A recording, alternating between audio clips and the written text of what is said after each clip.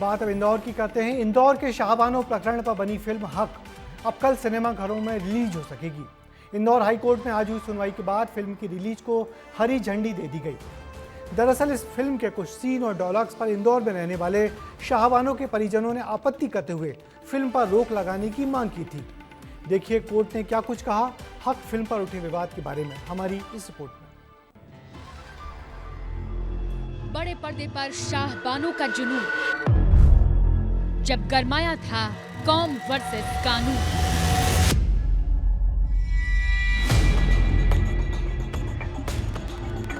इंदौर की शाहबानों की कहानी 7 नवंबर यानी शुक्रवार से बड़े पर्दे पर दिखाई देगी। ये फिल्म शाहबानों केस पर बनी है, जिस पर स्वर्गीय शाहबानों की बेटी सिद्दीका बेगम ने आपत्ति ली थी और फिल्म पर रोक लगाने कोर्ट का दरवाजा खटखटाया था। फिल्म का ट्रेलर रिलीज होने के बाद सिद्दीका बेगम ने आरोप लगाए थे कि टीजर और ट्रेलर में जो दिखाया गया है उसमें कुछ इवेंट्स ऐसे बताए गए हैं जो मां की प्रतिष्ठा सम्मान को धूमिल करते हैं। फिल्म के लिए हमसे परमिशन भी नहीं ली गई।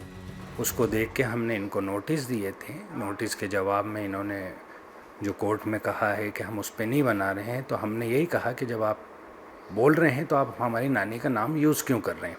1978 में चर्चित केस पर जंगली पिक्चर्स ने हक फिल्म बनाई है जो 7 नवंबर को रिलीज होनी है, लेकिन शाहबानों की बेटी ने इस पर आपत्ति जताई तो जंगली पिक्चर्स ने अपना पक्ष रखा, सबूत बताए तो हाईकोर्ट ने शाहबानों की याचिका खारिज कर दी।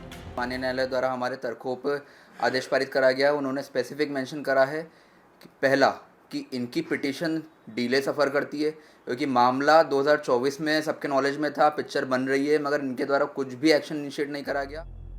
इंदौर की रहने वाली शाहबानों के एक केस ने 1978 में पूरे देश में तहलका मचा दिया था। शाहबानो बेगम को उनके पति वरिष्ठ वकील मोहम्मद अहमद खान ने 3 तलाक देकर घर से निकाल दिया था। शाहबानो ने अपने पति से भरण पोषण के लिए अदालत में याचिका दायर की। सुप्रीम कोर्ट ने 1985 में शाहबानो के पक्ष में फैसला सुनाते हुए सीआरपीसी की धारा 125 के तहत जीवन भर भरण पोषण पाने का अधिकार दिया। सुप्रीम कोर्ट का मानना था कि हिंदुस्तान में रहने वाली हर महिला के लिए एक समान कानून है, लेकिन मुस्लिम समुदाय ने इसे शरीयत कानून के विपरीत बताया और इद्दत का हवाला दिया। मुस्लिम कम्युनिटी का मानना था कि शरीयत कानून में केवल इद्दत की अवधि तक ही मेंटेनेंस दिया जाता है, इद्दत यानी तलाक के 3 महीने तक। कोर्ट के इस फैसले का मुस्लिम संगठनों ने भी खूब विरोध किया। इस राष्ट्रीय बहस और राजनीतिक दबाव के चलते तत्कालीन प्रधानमंत्री राजीव गांधी की सरकार ने 1986 में एक नया कानून बनाया और सुप्रीम कोर्ट के फैसले को पलट दिया।